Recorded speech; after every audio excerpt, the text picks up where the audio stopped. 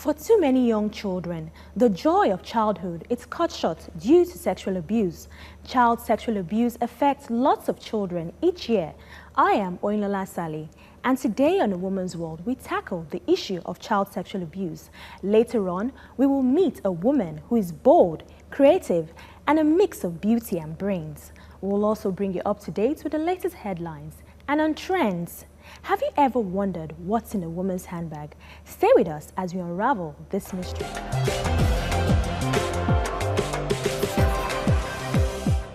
Child sexual abuse is a global issue that needs to be tackled.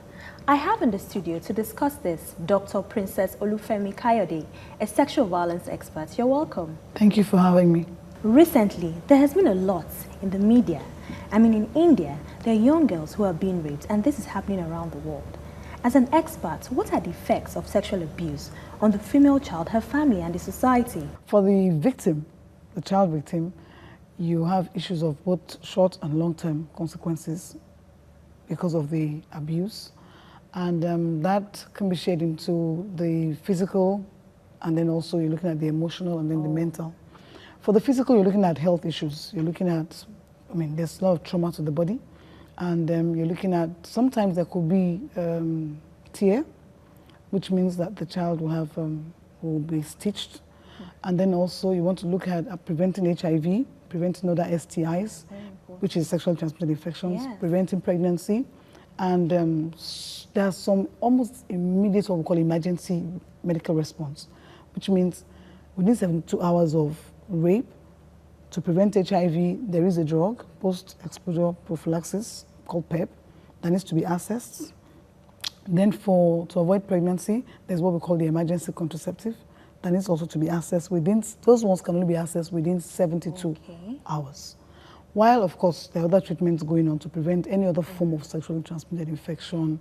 They're looking at things to also, for some kids, it actually really depends upon exactly what really happened.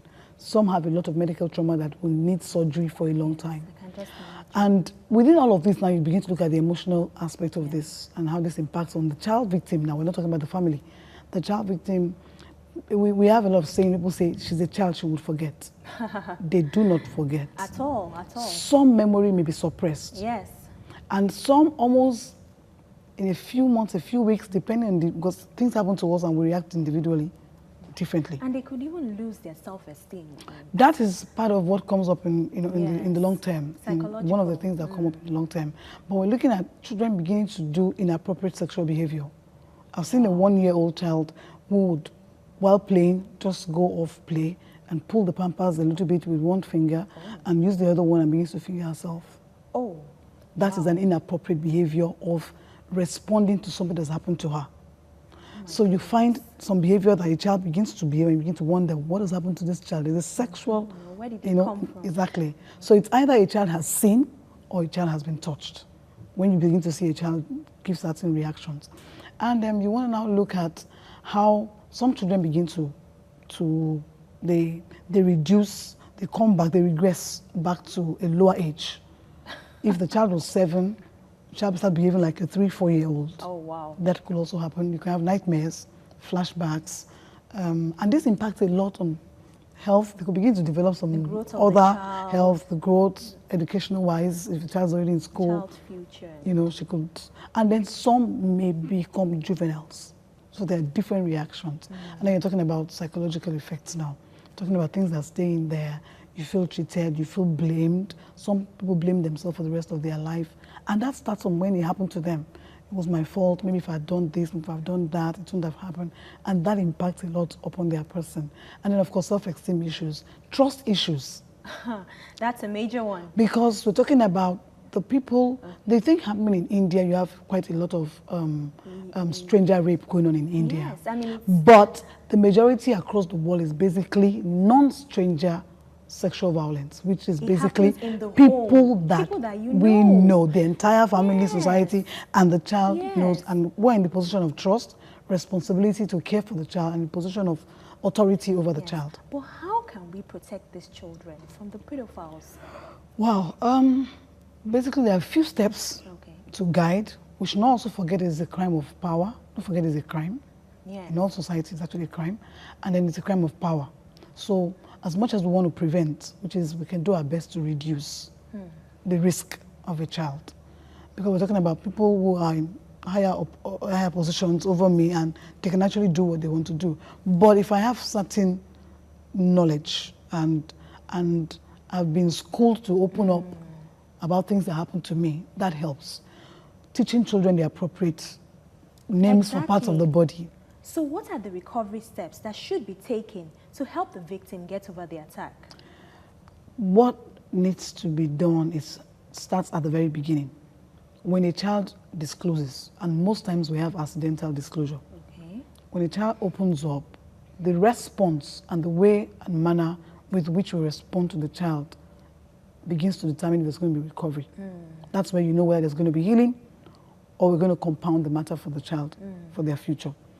So how we deal with it, and which is because most people do not understand the dynamics of sexual abuse on the child. So we react because of that kind of reaction. Yes. Some children are beaten almost immediately. They are beaten when they open up to say, this person has done this to me. They are beaten first and foremost before they take any action. What needs to be done is to listen to the child. We have to be able to manage our emotions and control it, because it can be traumatic. Controlling doesn't mean just reacting to the child alone or to whoever the child is. And you can't call somebody and say, my child said, of course the person is going to tell you no. Of course. It's going to say no. I mean, not. Yes. You find that person must really have an issue of insanity to tell you, yes, I did it. You know, most of them will not open up. Yes. Yeah. So recovery is the child has opened up. The way and manner we respond to it is one. Then two, we call them first responders. We are one. But we're talking about the police, the hospital, social welfare. How they respond also matters on the impact of recovery. If a child is being taken around, she gets in the police station and she has to talk to this officer, and then they call another officer to, okay, you go and take the statement. She has to narrate. So the child keeps going and talking about it all over. And then they now say, okay, come. And where's the accused person? Okay, you stand there. You stand there. This family is there. What did you say he did to you? A lot of all of this does not help anything called recovery. we just need to break the silence. So we find that we're compounding issues for that child, trauma, and then of course there's distrust in the system. And even fear. I mean, the child Definitely. is scared. Some children will recant. Yes. Like it didn't happen. Some will recant, it didn't happen, because they're looking face to face, and this person who has been threatening them, you know, threat is not sometimes beating or touching the child. Sometimes threat is just the use of words. And children take us for what we say. That's true. A 5-year-old girl and an 8-year-old girl who opened up, by the time she was going to open up, she thought she was going to die. And so she now said, okay, I think if I'm going to die, I should let my mom know what's been happening to me and why I'm going to die. Because she was going through severe pain, she's been infected. And low self-esteem. And she had to open up to say, this person has been doing this and this to me, and I now know I'm going to die, so I'm letting you know. That's why she opened up. So there are a lot of reasons why children don't speak, and when they eventually open up, they need that help. So what they need from us is understanding and empathy. Yeah, and that's where you come in. And that's of course what we do. We also do counseling, we do trauma management counseling, we do long-term counseling, we do family support, which means the family has to be, which is one of the first questions you did ask, which is upon the family, Society. no father or mother or caregiver, you know, want to imagine. That this is Because, you know, when you're talking, when we receive words, we receive pictures. Yes. One picture, they even cannot conceive the picture of it happening.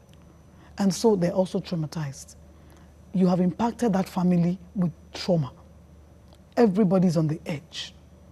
And it takes counseling for them to go to therapy as a family. Yes. On knowing how to handle the matter. And then the society, of course, most of the children do not grow up to full potential. Most of the girls, I'm even using children because it happens to boys as well. Most of them end up not, you know, like I said, some become juvenile, some end up in sex work. Depends on who is abusing who. If it's going to be a family person, they end up, or father or mother or uncle, brother, you know, they end up running out in the streets. And you find a lot of them have sexual problem. Well, this was really insightful and informative. Thank you very much. Thank you for having me. It was really nice having you on our show today. Thank you so much. Thank you. Thank you. Coming up, we meet a woman who is a mix of brains and beauty. And on Trend is all about handbags, handbags, handbags.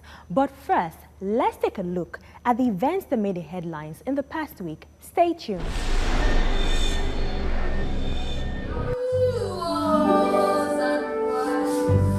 A recent report by the charity Save the Children reveals that the toughest place on earth to be a mother and newborn baby is the Democratic Republic of Congo, DRC.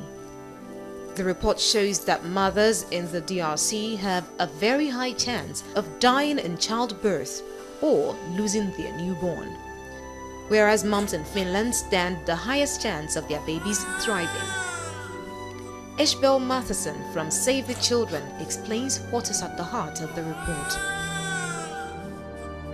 If you're a mum in Finland, you're right at the top of the ranking. You have great education, you've got good chances of income, you've got a really low risk of dying in childbirth and very high chances of your child surviving.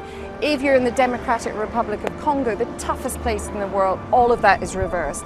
You've got a very high chance of dying in childbirth and very low rates of education for women. So those are the two extremes in the ranking.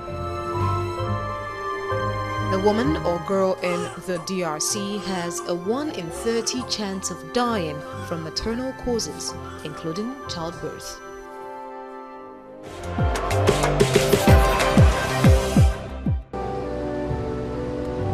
Excitement all over Cleveland as 3 women who disappeared a decade ago were found alive. Just crying and happy, and I told her I loved her and I missed her and I prayed for her, and oh my God. I mean, it was just so great. I am so incredibly awestruck with them just because of the courage they've shown, the strength that they've shown. I think the very limited facts that we do know speaks mountains about them, and quite honestly, I think that's all we do need to know. As I stand here in front of you today,